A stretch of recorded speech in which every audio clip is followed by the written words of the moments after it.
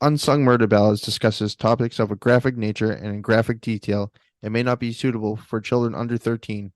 Listener discretion is advised.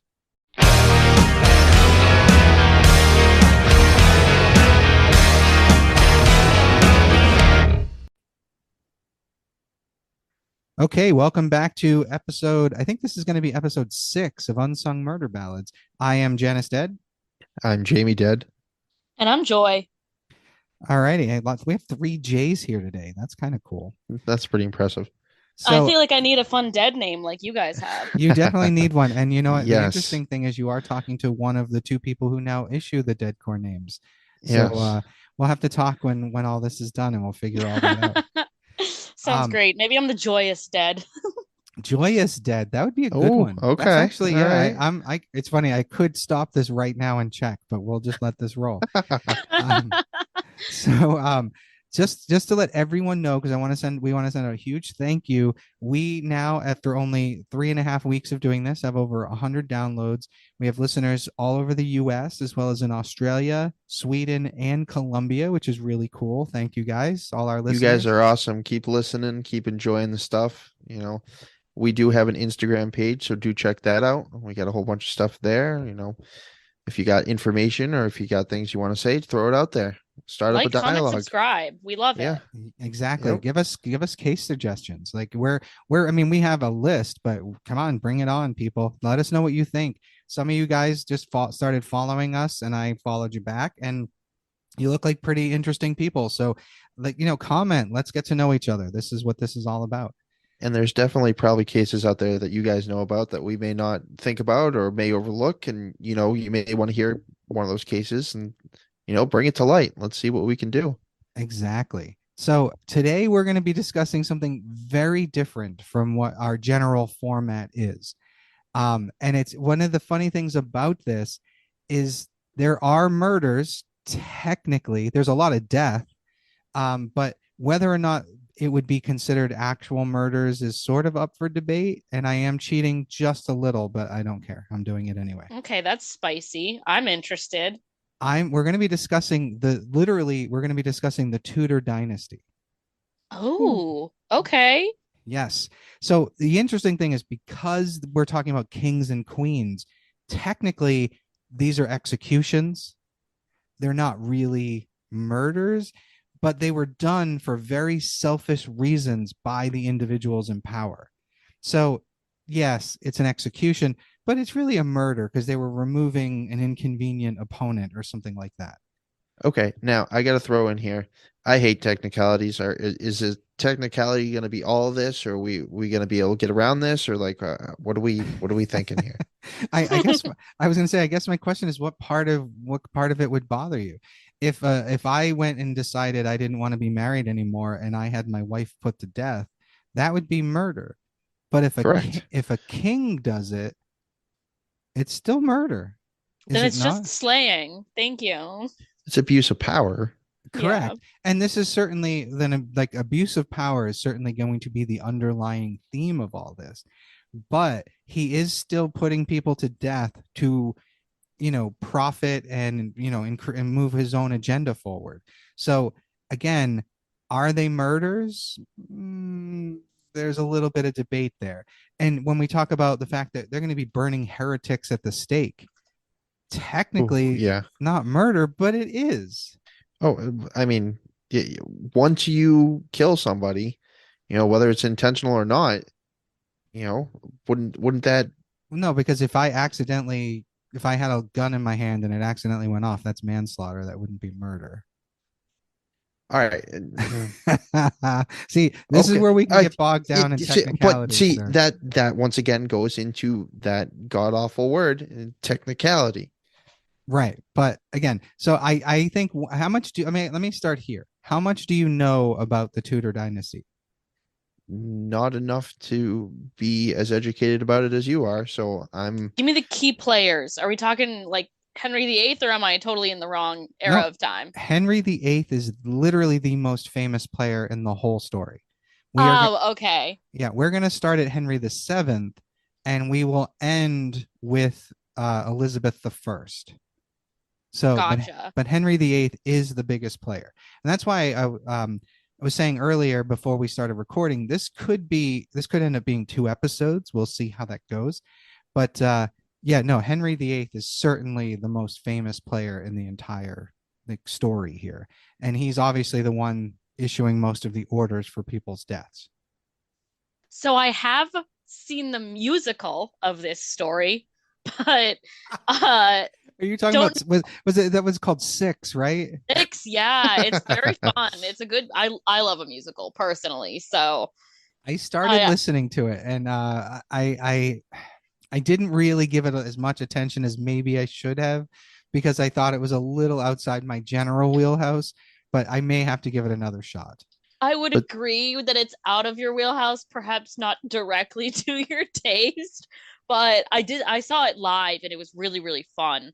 But I'm excited to hear what the truth is and what was kind of like the creative license, so to say, that they took for making the story into a musical because they did different interpretations of stuff.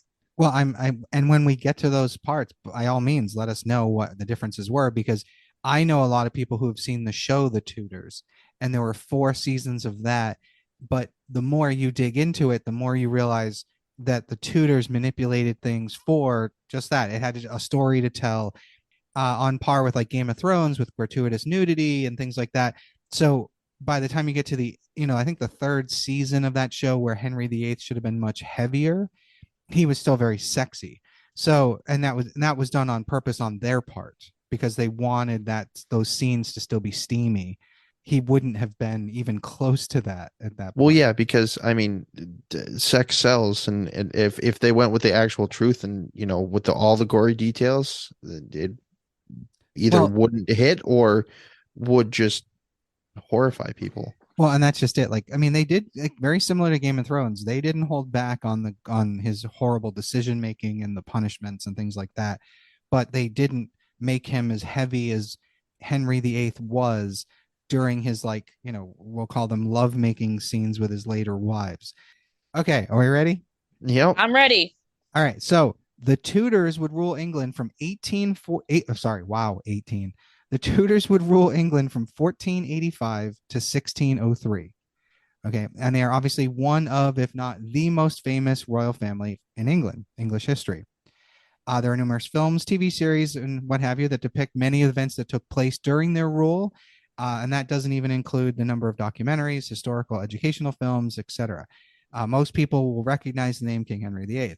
And of course, his 6 wives. I really do wish I had more information about that musical, but definitely throw your stuff in there, Joy, when we're talking about that.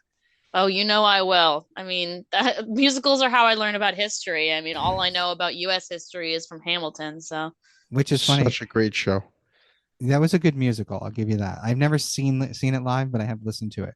And I always think of the Assassins when I think of historical musicals. yes. So good. Yes, I love that one.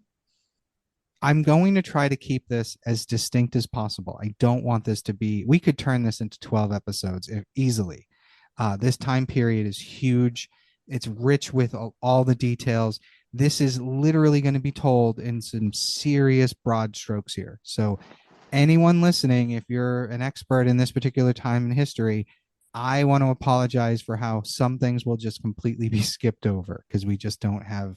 I don't want to spend more than 2 episodes telling the story. It's worth it, but that's not what our podcast is about. So this basically starts with the War of the Roses in 1455, which was basically one family of the Plantagenet bloodlines. You had the Yorks and the Lancasters, and they basically went to war with each other. And it's my understanding that this is the basis for the Starks and the Lannisters and their feud in Game of Thrones. I mean, you can hear it in the names. Yeah, you can. So this war would basically run the course of 20 years, like the Civil War, and almost all of the male heirs were killed off during this, leaving essentially only the Tudors to inherit the throne. And this is where King Henry VII comes in. Now, he was born in Pembrokeshire, Wales on January 28th, 1457, and he took the throne on August 22nd, 1485. He was married to Elizabeth of York, and they would have 7 children. He had Arthur, his firstborn male and heir, Margaret, Henry VIII, Elizabeth, Mary, Edmund, and Catherine. Now, Elizabeth, Edmund, and Catherine would all die very young. That was going to be my number one question: is how many of them survived? Yeah, not many. And another thing I'm going to do, well, they all died technically. Well, our I don't know. One of them might be still be running around. One thing I am going to point out here is these names are used so often, and I don't really know why that is, other than I think they wanted to honor their parents or something. So I will get redundant, but I will use things like I'll say Henry VII over and over again, or what have you, just so that it's very clear who I'm talking about. Because there are times in the story where there are two people of the same name that are players at the same time, and that can get real annoying. So I'm going to spend that time breaking that down. Okay, cool. So after Henry VII and Elizabeth of York's marriage, the rose symbol of House Tudor was sort of mixed together. One had been white and the other one had been red. So you ended up with this white and red rose, and it became known as the Tudor rose. And this is basically the house sigil moving forward. And according to certain folklore, the nursery rhyme, the children's nursery rhyme, Sing a Song of Sixpence, is actually about Henry VII and Elizabeth of York. Oh, that's cool. I had no idea. So basically, when the dust settled at the end of the War of the Roses, Henry crowned himself king by, quote, right of conquest, unquote, which allowed him to brand anyone that fought on the losing side guilty of treason, and he could take their lands and property, which obviously he did. Mm-hmm. Now, he came into power with zero experience in terms of like managing the estates, managing government, financial administrative skills. He had none of that, but he was really right. I mean, it sounds like a lot of modern day leaders. Fair point. Now, did he have people that were able to do that for him and he just took the credit? See, this is where you guys segue nicely for me. I like this. He did keep the same financial advisors in place, and he kept them there throughout his entire reign, which maintained a financial stability for the entire kingdom.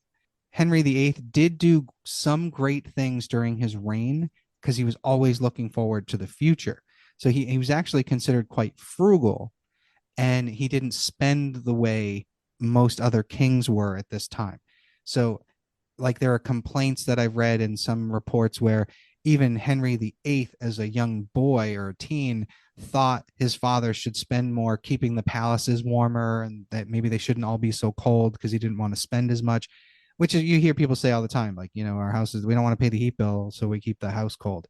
That was like dad shit, truly. Exactly. King Henry VII. Turning down the thermostat. Fuck them kids. kids. There were no thermostats back then. What are you doing? Putting out, candles? you have fireplaces. Yeah, ever heard of a fireplace? Wow, Zach, we're gonna have to educate you on medieval times. My thought process was the poor, and I didn't even think about the upper class. I was just kind of like, we're talking like, royalty, sir. Apparently, I was just on the wrong page. Because my thought was nobody has a fireplace to heat their stuff. Nobody can afford that. I'm on the wrong branch of stuff here. Yeah, you got to look at the big houses, sir. They're not looking down at the serfs working. I guess not. Okay, all right. Now that I've switched my mentality to the upper class and entitled, let's continue. Yes, because this is what this is all about. This is all about the entitled. Okay, so recognizing the importance of the newly united Spanish kingdom, Henry VIII made a marriage contract to wed his oldest son, Arthur, to Catherine of Aragon.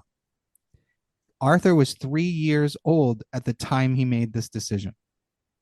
So obviously Arthur didn't make the decision. Mm-hmm. Catherine of Aragon was the daughter of Isabella I of Castile and Ferdinand II of Aragon. Interestingly, Isabella, Catherine of Aragon's mother, after taking control of the throne in Spain, had brought the crime rates to the lowest levels that they had been in years and relieved the kingdom of enormous debt. She was revered throughout her kingdom. Oh, she was killing it. Oh, she was amazing. Tackling the national debt? Yeah, we could never. Right. Yeah. Well, I mean, I don't know what Spain's national debt looked like in the 1500s, but rock on. But so Isabella and Ferdinand were the Spanish monarchs that ushered in what was referred to as the Spanish Golden Age. So these two were really like they were setting the stage for the rest of Europe while they were still battling each other. They kind of brought it together. And Henry VII recognized that. So he was all about, making a peace treaty with them. And obviously you do that kind of stuff through marriage. As they got older, Catherine was sent to live in England before her marriage, and she brought with her a dowry of 200,000 ducats. She had been instructed to only hand over half of it to King Henry VII, with the other half withheld until after her marriage to Arthur. As a result, King Henry VII actually began planning to end the betrothal and send Catherine home to Spain. Shit, that's kind of crazy. I thought the dowry came after the marriage anyway. Well, you would think so, but Henry VII, I mean, being shrewd with money the way he was, he wanted it up front, I guess. Fair enough. But in the end, Arthur and Catherine of Aragon were married in 1501. They were both 15 years old at the time. Oh my God. It makes sense for the time. That's just what they were Yeah, doing. no, and I get it. I mean, it's just when you look at it from a present day standpoint, it's still, at least for me, mind blowing that that kind of stuff would have. I mean, look at today's 15-year-olds. Can you imagine? Well, I mean, No, it's still crud. legal in some states. it is. Yeah, so that's not wrong. Big And yikes. there are 15-year-olds having children, but back then you God. didn't. Back then you didn't live. You were lucky to live till 40. So getting married True. at 15 made sense. Practical, that, really. That was your midlife crisis. Turning 21 was your midlife crisis. Oh my God. So after their marriage, Catherine never had time to turn over the other half of her dowry. Oh dear. It needs to be noted here that Arthur was not in good health in general, even before they got married. Okay, I don't know if you guys know where this is going. So Arthur and Catherine would reside at Ludlow Castle for 2 to 6 months, depending upon the source. And that was the most annoying part of looking this up. No one could give you an exact time frame. Arthur then passed away, and it's possible he died of sweating sickness. Now, sweating sickness was a plague that struck England during this time period numerous times, but has rarely, if ever, been seen since. It spread fast and quickly. And that was the crazy part. You would be fine in the morning, you'd be suddenly sweating in the middle of the day, and you could die the next day. That's insane. And it only existed during this time period. No, it hasn't shown up anywhere else. I have a fun theory that I think it's because some time traveler from now went back in time to try to see what was happening during this period and spread diseases that we have not heard of yet. Was he traveling in a little giving blue them box? COVID? They were like, "Oh my God, what's going on?" That would be interesting. What was your question? That's my alternate history. What was your question? I was just making a smart ass remark. I said, was he traveling in a little blue box? Right? I mean, I would have said a phone booth, but I guess it's that was my thought process. Well, I meant Bill and Ted's. You're talking about I'm talking about Doctor Who. You nerds. You know it. Well, I mean, everyone immediately goes to the DeLorean, so okay. Fair enough. Despite the fact that they had been married for roughly 5 to 6 months, Catherine of Aragon insisted that their marriage had never been consummated. Now, there are reports that Arthur had boasted to the other men around him after their wedding night that it had been fun being married, quote unquote, but he was very sickly. So it's likely that Catherine was being honest, and Arthur's boasts were, just that. He's just lying. He's just trying to impress the guys. Correct. He saw some tits, and he was like, "Damn, this is fun." So either way, regardless of what was true and what wasn't, Henry VII, sorry, see, even I'm getting it confused. Henry VII would have Catherine of Aragon examined by their doctors to make sure that she was still intact. Yeah, that's fake. That makes it sound so mechanical.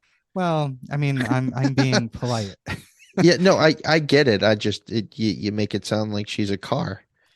Well, that's about all she was, a piece of property to them. Exactly. She you had to pay her father had to pay another king to take her. That's what a dowry is. So it kind of makes sense that they would view her as property. And in fact, considering it's a royal wedding and that sort of thing, it's all maneuvering and property if you think about it. Yeah, she's an asset to them, really. And Huge they're like, asset. is my asset still Still an still asset. intact? Right. Yeah. Now Well, it's and it's a power move too, right? oh, yeah, I would think so. But it's really more about making sure because what's going to happen next is huge. But it does need to be noted that Catherine of Aragon was quite pious. She was very religious. So I personally believe that when she was telling him it wasn't consummated, she was likely telling the truth because she would have thought her soul would have been like eternally damned for lying. Do you know what I mean? Probably. Yeah. Yeah. So at this point, Catherine then spends years in this sort of limbo. She's kept in England, but she's kept away from everyone else. Henry VIII and Ferdinand of Spain started then negotiating the possibility of Catherine marrying Henry VIII. Okay, so he's now basically going to marry Henry VII is now going to marry Catherine of Aragon off to his second son since his first son died. She now during that time where she's sort of left in limbo, she's not being given any money. So she actually had to start using parts of the remaining dowry to pay her servants and provide food and clothing for herself and for them. Catherine's Oh mother, shit, they really put her out, huh? oh, it's pretty bad because she's in this limbo for years and she has nowhere to turn, nowhere to go. Henry VII isn't letting her leave. It was pretty rough. She went through quite a period right here. And there's a really great book series by a woman by the name of Alison Weir, which I'm going to talk about her often throughout this. She wrote six novels, or six, technically they're novels, six books from about each of the six wives of King Henry VIII. And she writes it from their point of view, which is what technically makes them fiction. But everything in there is as historically accurate as she can make it. They were amazing, absolutely amazing, but they're considered fiction because she's giving them thoughts that obviously we never saw, never heard. But Catherine had really, she wrote her journals and kept really good journals, so we know quite a bit about what Catherine was going through. Whereas like Anne Boleyn, we don't know as much about her because she didn't keep journals. It's cool Okay. to have a direct source like that. Yeah, it's amazing, and then that it survived what 500 years is amazing.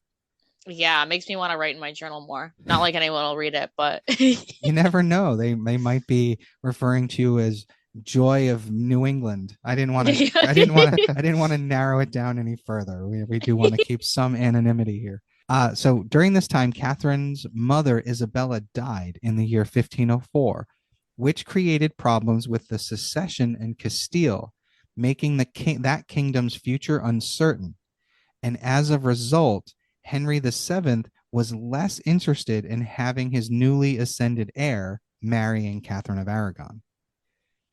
To keep Catherine in England for as long as he could, Ferdinand appointed his daughter the position of ambassador of the Aragonese crown to England, making her the first female ambassador in European history, which is pretty cool. that is pretty cool. Also during this time, Ferdinand and Henry VII were petitioning the Pope to allow Henry VIII to marry Catherine of Aragon. Okay, so this is where it's going to get a little weird. So basically, there's somewhere in the Bible there's a law that says a man can't marry his brother's wife. So because of this situation, they're applying to the Pope to issue a papal dispensation to allow them to be married.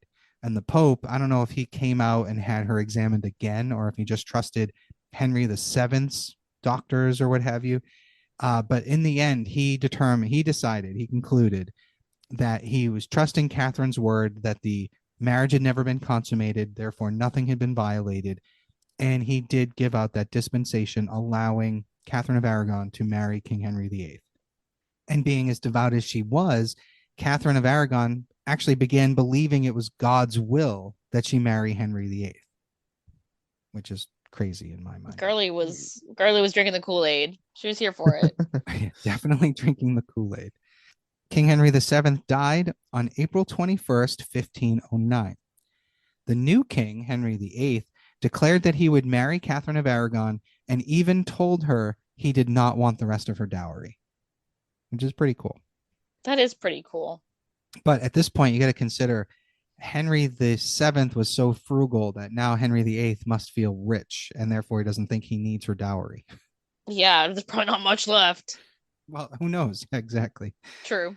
So so they got married, and their marriage was generally considered like low key, and it was held at a friars church in Greenwich on June 11th, 1509. On May 23rd of that year, 17-year-old Henry and 23-year-old Catherine of Aragon went from the Tower of London to Westminster Abbey for the coronation. 2 days after their coronation, Henry VIII had two of his father's most unpopular ministers arrested. Sir Richard Epsom and Edmund Dudley would be executed for high treason, and this would begin one of Henry's primary tactics for dealing with anyone who stood in his way. So these are the first of many murders, executions, however you want to look at it, that at the hands of King Henry VIII. He's just prosecuting and killing. Yeah, anyone who's critical of him, they're done. They're out of the way. Yeah. It's one way to deal with it. So Catherine and Henry would have a really brutal time trying to have children. Henry was very concerned about having an heir to ensure that his family would reign and that it would remain uncontested. Catherine would give birth to a stillborn girl on January 31st, 1510, but she was pregnant again 4 months later. On January 1st, 1511, she gave birth to a son who they had named Henry. And after the tremendous grief from the loss of their first child, they were so pleased at having a boy, they held huge festivities, including a 2-day joust. However, this young Henry would die after only 7 weeks. I had a feeling something tragic was going to happen. I mean, you're throwing all these festivities, you're kind of putting the cart before the horse, and it comes back to bite you. Especially back then, children dying that young wasn't that uncommon. True, but if you have that mentality of, oh yeah, we succeeded, this is the greatest thing that's ever happened, and then it all just falls apart in your hands. Sounds like House of the Dragon, not gonna lie. It does sound like House of the Dragon. I can see that. Yeah. Wow, this is just steeped in Game of Thrones. I mean, we know he was inspired by England. So. Yes, he really was. Yes. So Catherine would have 2 more stillborn sons, one in 1513 and one in 1515. Oh, that's rough. They would finally have a surviving child in February of 1516, a girl that they would name Mary. There would be one other stillborn girl in 1518. By this time, however, relations between Henry and Catherine had deteriorated significantly. It is well known that King Henry VIII had taken on many mistresses, one of them being a woman by the name of Elizabeth Blunt. Blunt would give birth to Henry's illegitimate son, Henry Fitzroy, in June of 1519. Henry VIII made this boy the Duke of Richmond in June of 1525, which many believed was going to be the first step on a path for Henry VIII to make his son, Henry Fitzroy, like he was going to legitimize him and make him a prince, assuming he got no other sons. Scandal. Right? But he's a king. He can kind of do what he wants. Right. It's true. It does not matter, but I'm sure Catherine's pissed. Well, Catherine just sort of took it. She knew what was going on, but I also think this was also the one part of the times, especially for royalty. Yeah, that's true. You just assume that he's got mistresses. You have to. He's a king. Yeah, exactly. I mean, unfortunately, there wasn't much she could do. Correct. What could she do? The queen may be the most powerful piece on a chessboard, but not so much in medieval England. Yep. So during this time, Henry also conducted an affair with one of Catherine's ladies-in-waiting, a woman by the name of Mary Boleyn. There was a lot of speculation regarding Mary and the children that she would have over the years. She was married to a man by the name of Henry Carey. I'm sorry, she was married to a man named William Carey, and they would Wait, have. hold up a second. Okay. Mary Boleyn? We're not talking about Anne Boleyn here. No, this is Anne's older sister, Oh, I'm Mary. getting ahead of myself. I'm literally counting the numbers in the musical right now. I'm like, wait, we're getting to that Boleyn girl. I thought it was Anne. Okay, I'm with No, you. we're not there yet, but yes. So he gets involved with Mary Boleyn, who was married to William Carey, and they had two children, Henry Carey and Catherine Carey. Can you see how confusing all these names are? But they're also not being subtle. Right. They're like, well, they everyone at the time, I guess, was naming their children after the king and queen because they're everywhere. It's crazy. But there's a lot of speculation that the one, if not both of these children may have been Henry VIII's. Mm, Catherine Carey in particular had a striking resemblance to Henry VIII, especially with the reddish hair that all the Tudors had. So there's a mm. lot of speculation here. So much so that the film The Other Boleyn Girl with Natalie Portman and Scarlett Johansson basically came right out and said that Mary Boleyn's child was King Henry VIII's. Oh, I've never seen that movie, but I didn't It's realize it was them because it's I'll watch that any day. it's really good. I'm not gonna lie. It's historically inaccurate in a lot of ways, but so good. I highly recommend it. Now, it also should be noted that King Henry VIII never acknowledged any of Mary Boleyn's children as his own the way he did Henry Fitzroy. Mm-hmm. And it may be simply because of the fact that Mary was married to William Carey, and Henry might have been a bit more reluctant to publicly announce that he had impregnated another man's wife, but who knows? It's a little less slay. It's Yeah, a little embarrassing. I guess so. Yeah, it's just weird, I think. Yeah, it's funny to see where exactly the lines are back then. It's like having a bunch of mistresses, whatever, having an illegitimate child, but not if she's married. Oh, that would be beyond the rules. Yeah, that's too scandalous. Yeah. So in 1525, with Henry growing more impatient with Catherine of Aragon's inability to produce a male heir, he became enamored with Mary Boleyn's sister Anne, a charismatic 25-year-old recently appointed to serve the queen. Now, initially, Anne resisted his advances and refused to become one of his mistresses. She even returned gifts that Henry would send to her. There is a lot of debate here regarding Anne Boleyn's behavior. Some say she was manipulating Henry from the beginning and purposely sending the gifts back to make him want her even more. I was gonna Mm. say she's probably testing him to see how far she can push it a little bit. It's possible, but she also knows of the king's affair with her own sister as well.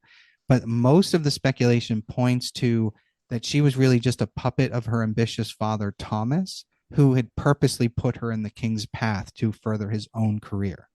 Mm. That So makes sense. they all make sense. You know, the one thing about Anne Boleyn that we can say is that she was well educated, and she was very intelligent, and she held nothing back. And that's part of what appealed to Henry VIII when he first met her. She was very independent and spirited.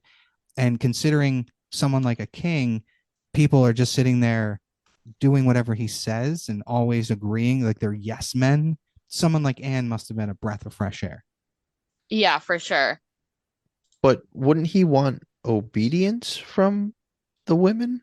He would want obedience from his queen, maybe Right, not not his from his mistress. mistress. He wants play. I've known too many men like this. Me too. All right. So at this point, regardless of what anyone thinks of Anne Boleyn, she is now a key player in the future of England.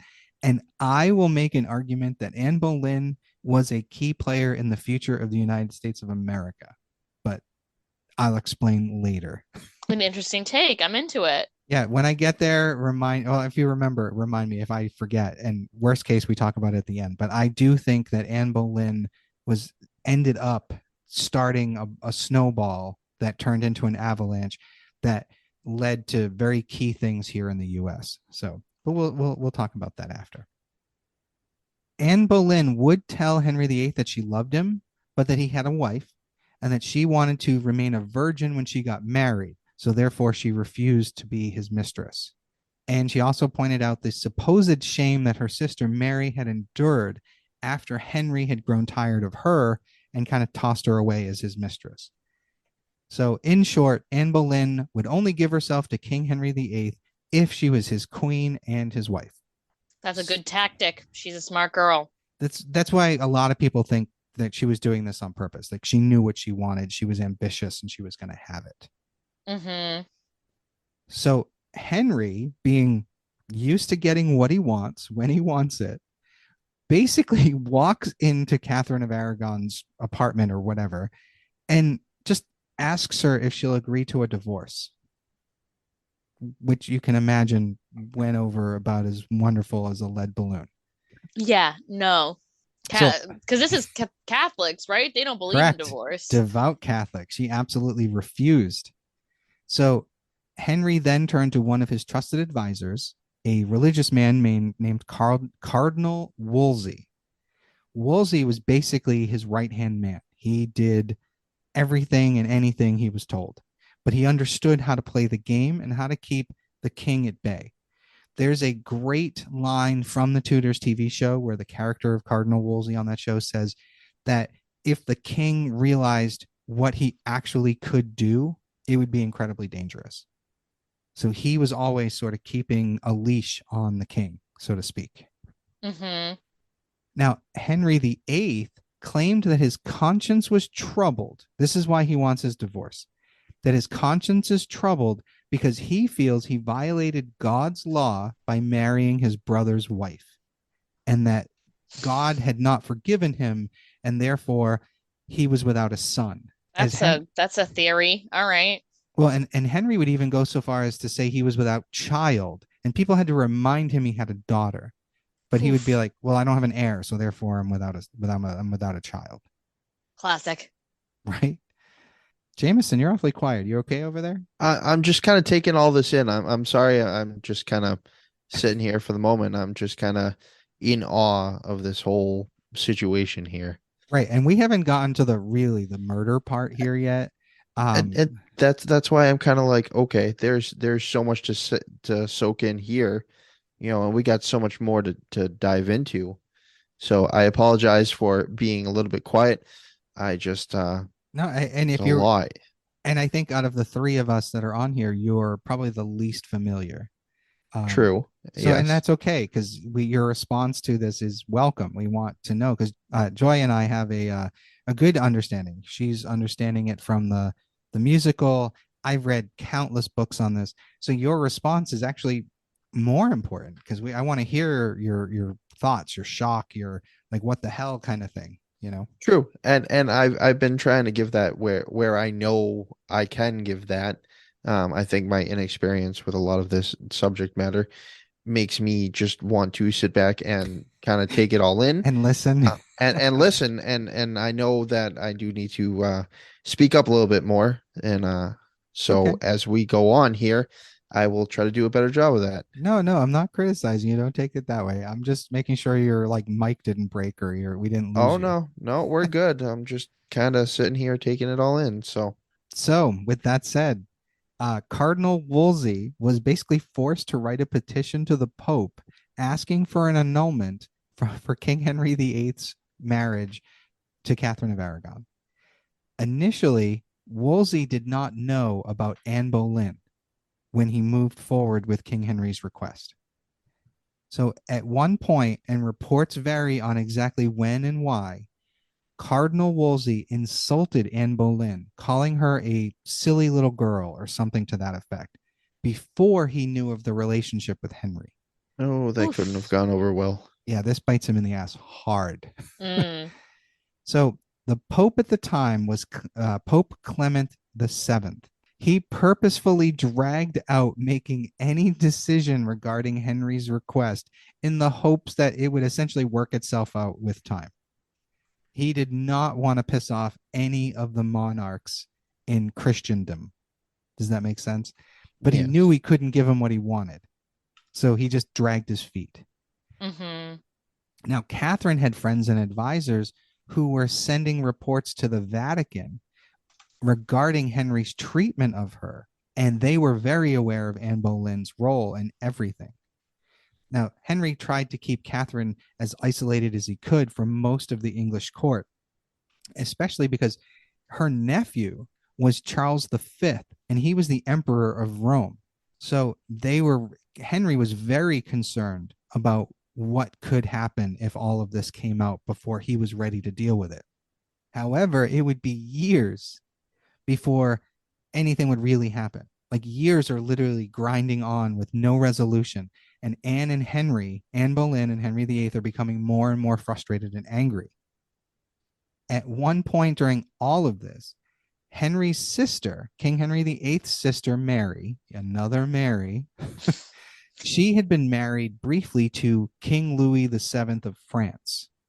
She was living in France, married to this other king, and King Louis died. And Henry sent his friend and confidant, the Duke of Suffolk, Charles Brandon, over to France to bring his sister home. Now, for the record, Joy, Charles Brandon on the show The Tudors is played by Henry Cavill. Oh. Yeah. If that's not another reason to watch this show. Yeah. Oh, I'm in. I love Henry Cavill. This is like one of his first roles too. So he was very, wow. Yeah. But so Charles Brandon, the Duke of Suffolk, goes to France to get Mary Tudor. And on their way back, while they're still in France, they get married in secret without permission from King Henry VIII. Oh my God. Oh, scandal. Henry was livid, obviously. The TV show The Tudors tried to spin this and say that when his sister agreed to marry, that she got Henry to promise that if this person died, she could then choose whoever she wanted, and Henry supposedly agreed to that. But there's no evidence of that in real life. That's just something they did. But and she also, in the show, she married the King of Portugal, not France, even weirder. But yeah, anyway. That's a weird one to bend. Well, I think it's because at that point in time, because Henry and the King of France, the one after this, they go back and forth a lot. There's a lot of animosity. So I think they were just doing it to avoid confusion. Fair enough. But either way, I can see where people of Portugal might be a little pissed off about that. Can I jump in for just a second here? Of course. So one thing that blows my mind, and maybe it's just me, maybe it's, I don't know, maybe I'm not grasping the entire thing, but how can somebody who is Henry VIII's main person, who's there and takes care of all his dirty work, not know about Anne? Because other people know. Other people know. Other people that are less close and okay, less. Wolsey isn't a friend of Henry's. Yeah, no, I know he's not, but he's in the thick of all the crap that Henry doesn't want to deal with. But not in the same way. So Anne is part of Henry's personal life. Wolsey is basically like in another building doing all the administrative stuff. So I don't know. I feel like something would have crossed over at some point. Maybe. And he would have found out or known. I don't know. It just doesn't make sense to me. And who knows? All I know is from all reports, Wolsey insulted Anne before he realized the importance of Anne. That's all it's really, that comes out in almost every report. And it varies on when and how, which is why there's no specifics. But Wolsey would step in to help out Charles Brandon and Mary Tudor. He basically pardoned the couple after they paid a large fine. The two would go on to have 4 children together, including a daughter named Frances. And she's going to come into play much later, so kind of keep her in your back pocket. In the back of your head. That's right. Put her in your back pocket. Frances Tudor / whatever she gets as she gets married, which we'll get to. I don't want to ruin anything. She becomes important much later. So back to the Pope and Henry. At one point, Henry VIII even asked the Pope for permission to have 2 wives. Old? Can you imagine the Pope? Just imagine this Pope reading this scroll. Like, oh God, sir, what does he want now? May I please have another? The Pope's like, be fucking for real. Oh my God. So Pope Clemens did send a special envoy to English to supposedly decide on what was then becoming known as the King's Great Matter. The legate that was sent from the Vatican was Cardinal Lorenzo Campeggio. and he purposefully slowed down the proceedings considerably, which frustrated Henry further, and Cardinal Wolsey was beginning to feel the weight of all that rage. He was basically becoming the scapegoat for all of this. Somebody's gonna die. Cardinal Somebody's gonna die. Cardinal Campeggio was soon suddenly recalled to the Vatican, where he claimed he would make a decision, but he never returned and no decision was forthcoming. During this time, a movement was spreading through Europe, and this is another side note that becomes incredibly important. Martin Luther had been challenging the Catholic Church for its questionable practices. One example of this being the use of indulgences. And if you don't know what an indulgence is, it's where you can commit a crime and then go to the church and say, hey, I committed this crime. Can I buy an indulgence? And then you would just pay a fee and be forgiven. So Martin Luther was coming out and saying the Catholic Church is corrupt and we need to do something about this. And this would be at some point become known as Lutheranism. It was also known, and later it would be known as the Protestant Reformation. And it was becoming something most Catholic kingdoms were actively working against. For his part, at one time, Henry VIII had even written a treatise decrying that Luther and his beliefs were, heretic. He was a heretic and his beliefs were evil and what have you. And the Pope would give Henry VIII, this is years before all this, the title of the Defender of the Faith. Ironic. Right? And that, of course, changed once the Pope was obviously not going to give Henry what he wanted. It is widely believed at some point that Anne Boleyn encouraged Henry down the path of the Protestant Reformation.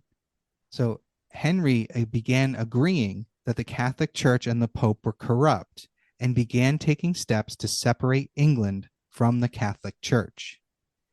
When no answers were coming back from the Pope regarding his annulment with Catherine, he and Anne in particular, used this as an opportunity to get revenge on Cardinal Wolsey for his insult against Anne.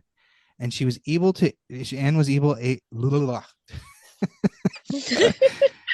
Anne was even able to convince Henry to directly hold Wolsey accountable for all the problems that they had had. Damn, she must have had some good pussy, huh?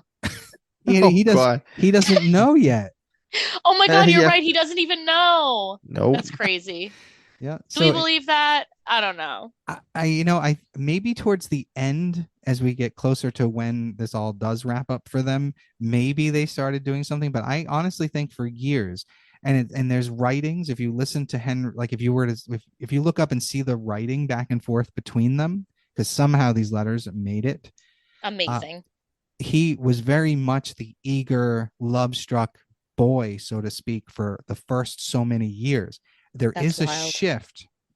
There is a shift in his writing towards the end, which a lot of people think that he finally got what he wanted. And so there was a little bit of a shift there, but really tough to say. But Wolsey was arrested in November of 1530 for treason, but he would die while awaiting trial. So Wolsey was not put to death, sir. Yeah, apparently not. However, Henry wasn't really able to run his government without Wolsey. So I'm sure things fell apart. Well, in a major way. Well, interestingly, he was also good friends with Sir Thomas More, and he was a humanist and a renowned writer of the time.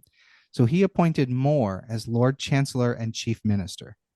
Now, More, again, scholar, writer, etc., but he was also a devout Catholic.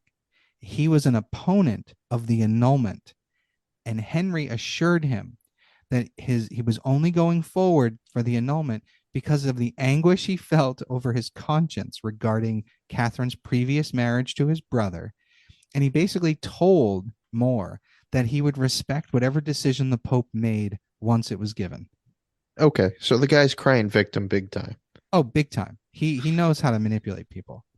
Anne Boleyn started maneuvering to have an ally of hers, a guy named Thomas Cranmer, to be appointed the Archbishop of Canterbury because the previous archbishop had passed away.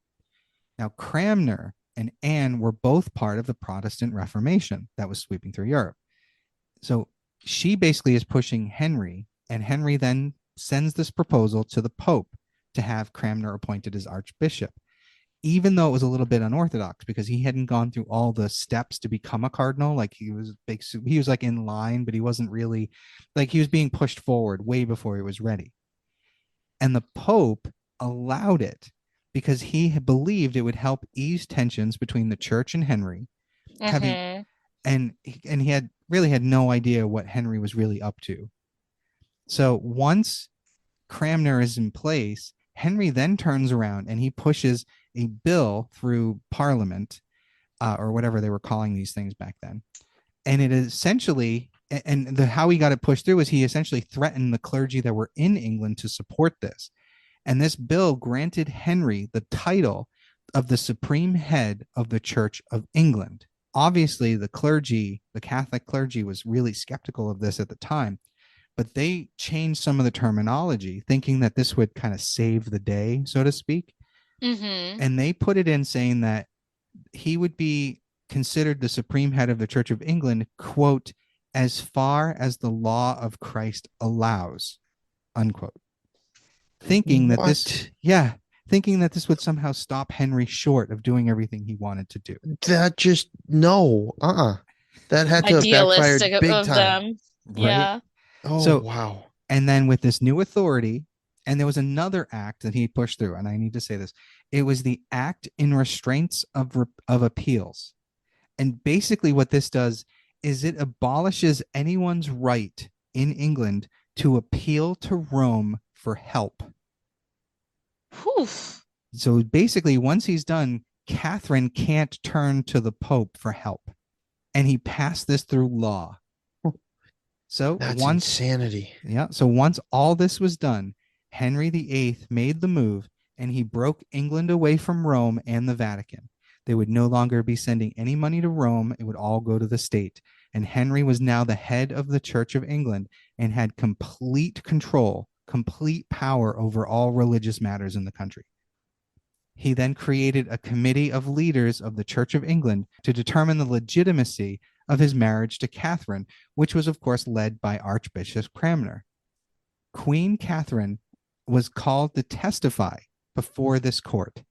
So here they are. Basically, you have this hand-picked committee by King Henry VIII to determine the legitimacy of his marriage, and they call Catherine in as a witness. Yeah, she's about to take an L. So, so she refused to recognize their authority. She wouldn't look at them, wouldn't address them. She directly addressed Henry, and she beseeched him to see the error of his ways and return to her as God intended. She then got up and left without being dismissed, didn't even turn back when she was being called by the archbishop. As he's yelling at her to return, she just walked right out. That's really, really ballsy. Holy crud. Yeah, she was a badass. And, yeah, she sounds really cool. And to be honest, she's probably the real victim of all of this. So yeah, she was just God honoring, and she was just trying to be a wife. And honestly, yeah. And she had so many stillborns, and just honestly so sad. And it's that book I was telling you about by Alison Weir.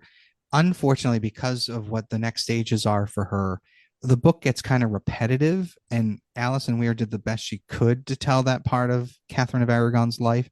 But it was, compared to the rest of them, it was quite boring at the end, I hate to say. But all 6 of those books were absolutely amazing. This, however, did garnish her a lot of support from the people. They were coming out in support of Catherine. And as word of Anne Boleyn started to leak, they thought very poorly of Anne. Yeah, makes sense. So surprise, surprise, Henry's committee determined that Henry and Catherine's marriage was not legitimate, and it was officially annulled. Oh my God, I can't believe they decide that. That's crazy. I know, like, what a twist. Yeah, for real. So Anne Boleyn and Henry VIII were married on January 25th, 1533, after 6 years of waiting. Holy crud. 6 wow. years. I no offense, what you were saying about her, the quality of her, 6 years, I don't think I could have waited. Yeah, that's why I'm saying he didn't, and it was good. I hope so. So, in response to this, the Pope threatened to excommunicate Henry if he did not return to his rightful wife. Catherine of Aragon was soon stripped of her title as queen and given the new title of the Princess Dowager as the widow of Arthur.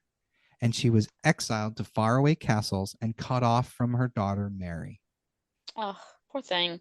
Yeah, unfortunately, and I'm sure I say this again later, but Catherine will never see her daughter again.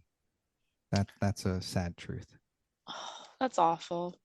So on June 1st, 1533, Anne Boleyn was crowned the Queen of England, and on September 7th, she gave birth to their daughter, Elizabeth, who was named after Henry's mother. If you do the math on this, she was pregnant before they got married. Knew it. Yeah. So they did claim to have the baby premature to avoid accusations of bigamy.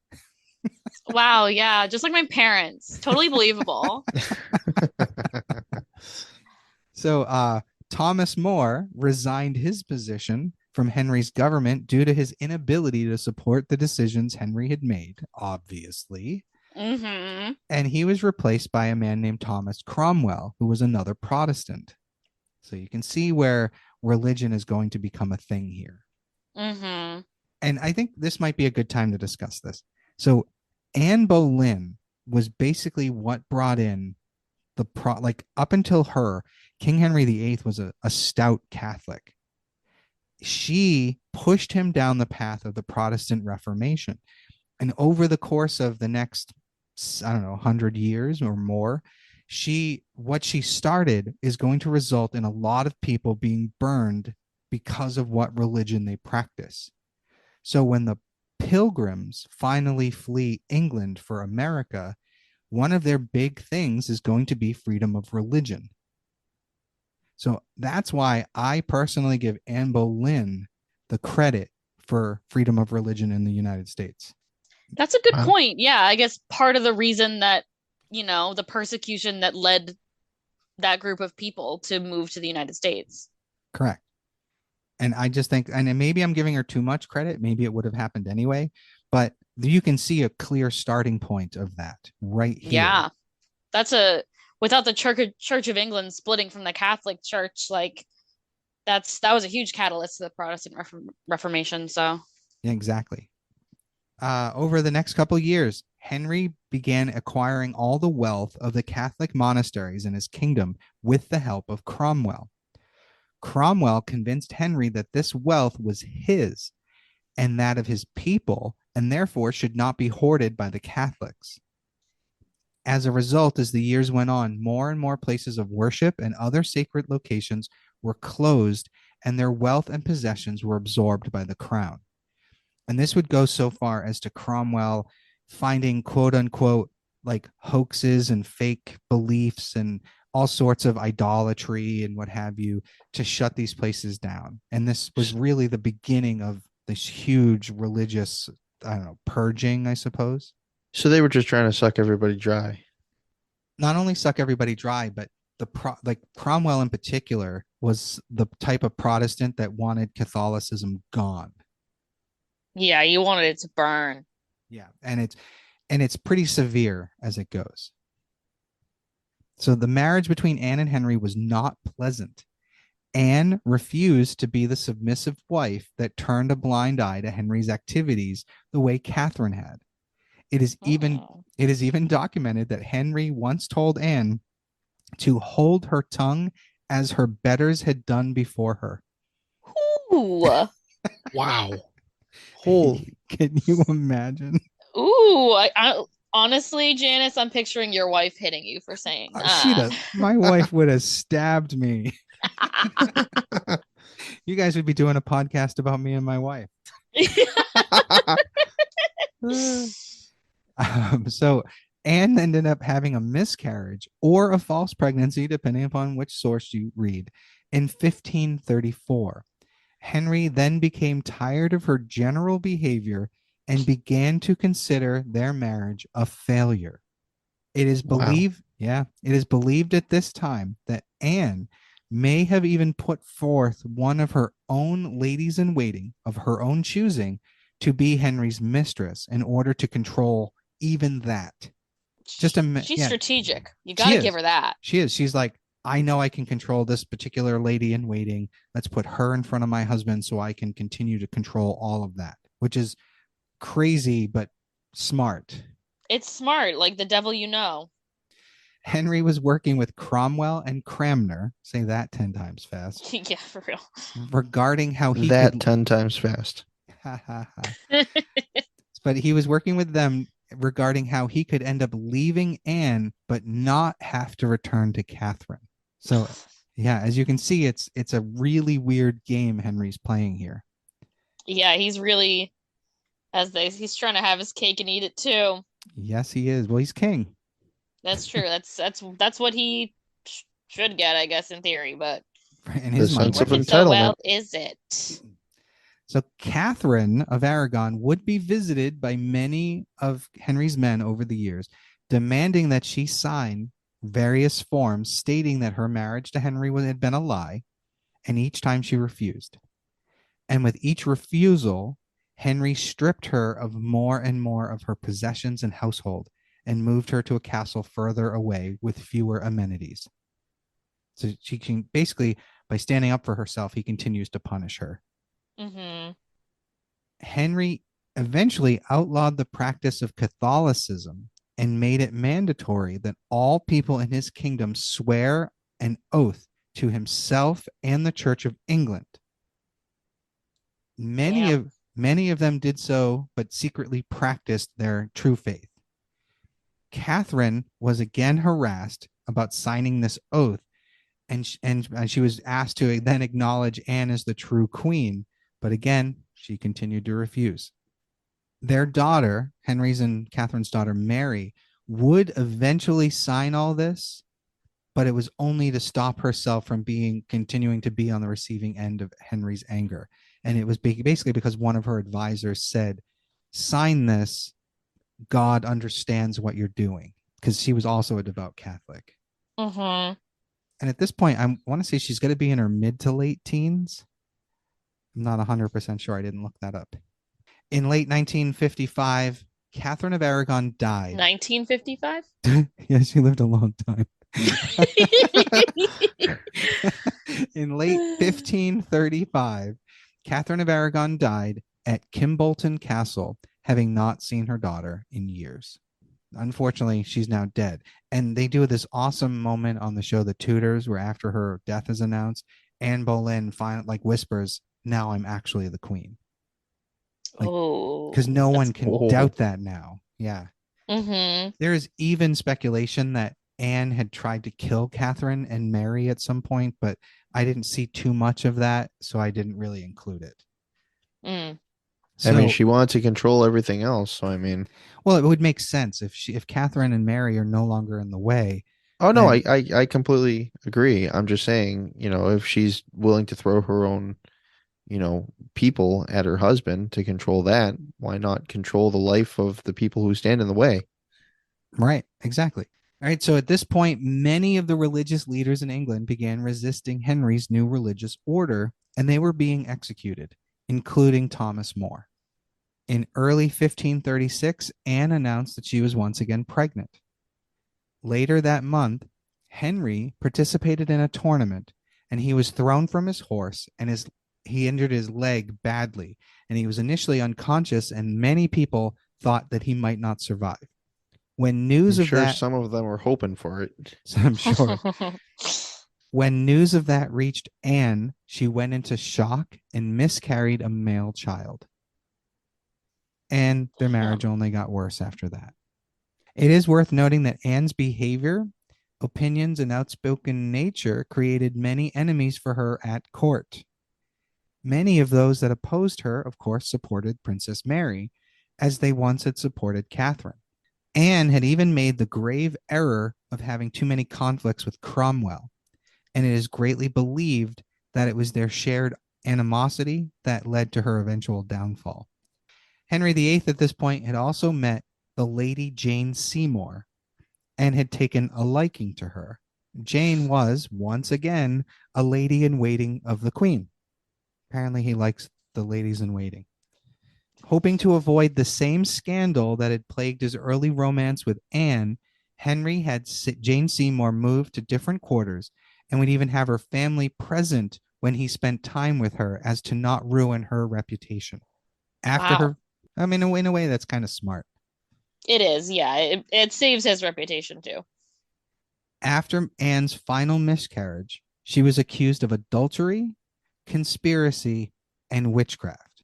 Between the dates of April 30th and May 2nd, 1536, 5 men were arrested on charges of treasonable adultery and accused of having sexual relations with Queen Anne Boleyn, including her own brother George.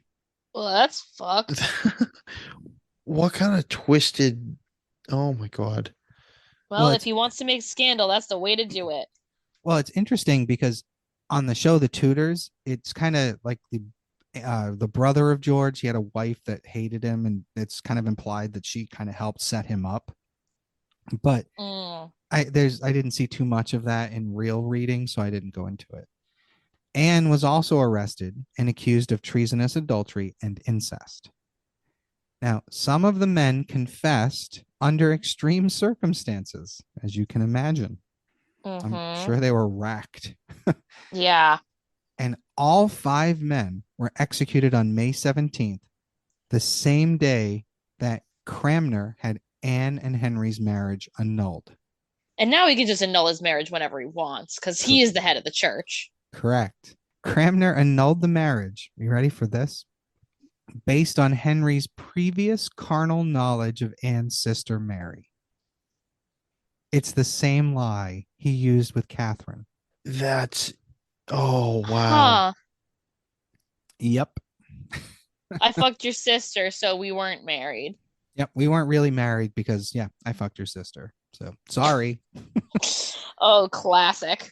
Yeah. Talk about abuse of power and egotistical and entitled and just throwing whatever you want out there and just having it stick. Right. And now to avoid the same problem he had with Catherine of Aragon, on May 19th, 1536 at 8 a.m., Anne Boleyn was beheaded on the Tower Green.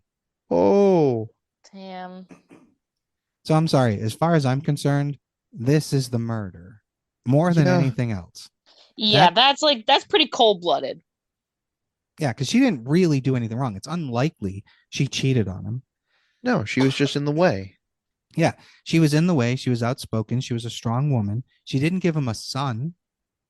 Had Right? she And then she's no longer a fun plaything. She's probably getting a little bit older. She's a burden, and you get rid of that the only way you can. Correct. And yeah, he wanted her out of the way, wanted to keep his power, so he had her killed. So like I said, as far as I'm concerned, she was murdered. And that's why I'm talking about the Tudors today. Not the only reason, because that doesn't end here. That's the crazy part. So the day after Anne Boleyn's execution, Henry VIII became engaged to the lady Jane Seymour. They would be married 10 days later. Jane was 28 and Henry was 45. Ew. Yeah, right. Henry quickly created the Act of Succession of 1536, which declared that any children he might have with Jane would be first in line for the throne, and Mary and Elizabeth would be illegitimate going forward and therefore excluded from inheriting the throne. Jane, unlike Anne, was submissive and did not try to force herself into any of his business and was therefore, in his mind, the perfect wife. Yeah, tracks. Jane Seymour had 2 brothers, Edward and Thomas, and they were then given prominent positions at court. Over the years, this doesn't happen immediately, but her brother Edward would become the Duke of Somerset, and he was extremely ambitious. And her brother Thomas was appointed Lord High Admiral, but he always felt that he was given too many concessions, that Edward always got too much more than he did, and he was extremely jealous. Mm-hmm. All right, so in October of 1536 until February of 1537, okay, this is another sidebar here that's important. The people in Yorkshire started to rise up and march, protesting against the dissolution of their monasteries, against the English Reformation, and other things.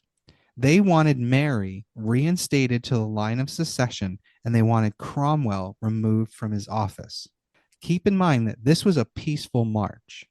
Yeah, that sounds like it's gonna do jack shit in Henry's mind. Yeah. Right, like that shit barely works today. So He can just bury him just as quick as it starts. Exactly. King Henry VIII would not negotiate with them. And there are a lot of details here that I could break down. But in the end, he sends people up like the Duke of Suffolk, the Duke of Norfolk, and they initially meet with them and they convince the leaders to come back to London. And he initially promises to give them what they want. And then they go back and they disband their marchers. And then Henry basically turns around and kills them in the hundreds and puts the rebellion down. That's the Reader's Digest version. Sounds about right. Like, yeah, come with us. We promise not to do anything to you. And then as soon as they got you alone, boom. Don't listen to the cops. No, he let them return. That was because everyone was afraid of that very thing, that they were going to go to London and be killed. He let them return, which added a certain degree of credibility to his promises. And once they disbanded, once everyone went back to their homes, that's when he paid his money. Right. It's a sense of false security. Correct. So Queen Jane would give birth to a son on October 12th, 1537, Prince Edward, the future Edward VI. However, the birth was incredibly difficult, and Jane died on October 24th from an infection. Henry VIII spiraled into a depression and cut himself off from everyone except his fool for quite a while. This is really just making me want to listen to the soundtrack of this musical again. No, I haven't actually seen the music. Is it really, really good? Is it worth checking out? It's quick, so I'll give it that. Most musicals are not quick. Right. It's only like, I'm looking at the soundtrack right now. It's under an hour. The whole soundtrack is 43 minutes. Oh, damn. So if you're interested after listening to this whole story, it's definitely fun. Like they take a very personal take on it. It's like the books he was talking about, where it's like they each tell their own story. Oh, nice. And it's very fun. Now, it's very poppy, isn't it? It's very poppy. Like they do kind of each of the 6 wives. It's like supposed to be like modeled after like a modern pop star. Like one is kind of singing in the style of Beyonce, and one is kind of singing in the style of like Shakira, and one's doing like house music, and it's like the one we're about to do, right? The German one. Yeah, we're about to get to her. Yeah. Oh, her song is so fun. Now I'm gonna have to really spend some time. Okay. It's only 43 minutes for the whole soundtrack. It's quick. It's a one actor. Now, where do you watch it, or where do you stream it, or? I just listened to the soundtrack. I don't know if it's actually streaming anywhere, but it's on Spotify. It's just called 6, the musical. All right, nice. Okay. So we're on divorced, beheaded, died. Correct. Yeah, exactly. So at this point now, I'm thinking this might be a good place to end the first episode. We can do a second part, so we're about halfway through. So as we said, we're going to cut this into 2 episodes. So thank you for listening today. I am Janus Dead. I'm Jamie Dead. And I'm Joy. For now. And we'll see you next week. Thank you for listening to Unsung Murder Ballads.